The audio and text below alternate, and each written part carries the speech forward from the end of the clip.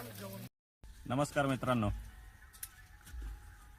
आपण दिवसेंदिवस द्राक्ष बागेमध्ये जसं आधुनिकीकरण चालू आहे तसंच हार्वेस्टिंगमध्ये पण पहिले आपली जी पद्धत होती, एक पारंपरिक पद्धत की सकाळी सकाळी द्राक्ष खोडायचे, नंतर ते शेडमध्ये नेऊन पॅकिंग करायचे.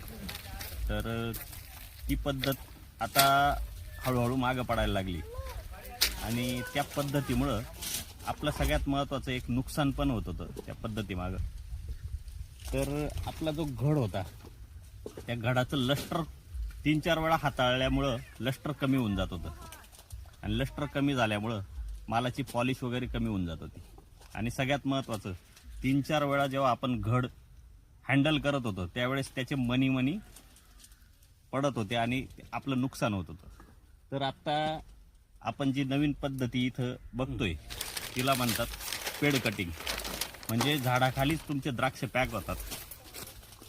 आपण व्हिडिओमध्ये दाखवल्याप्रमाणे झाडाखालीच तुमची हार्वेस्टिंग चालू आहे, त्याच्यानंतर तुमचे झाडाखालीच पॅकिंग होते. त्याच्यामुळे तुमचं कोणतंही प्रकारचं नुकसान होत नाही, एकही मनी तुमचा कुठं वेस्टेज जात नाही. त्याच्यामुळे तुम्हाला भाव पण चांगला भेटतो आणि माल चांगला कमवल्याचा तुम्हाला आनंद पण असतो. तर धन्यवाद मित्रांनो.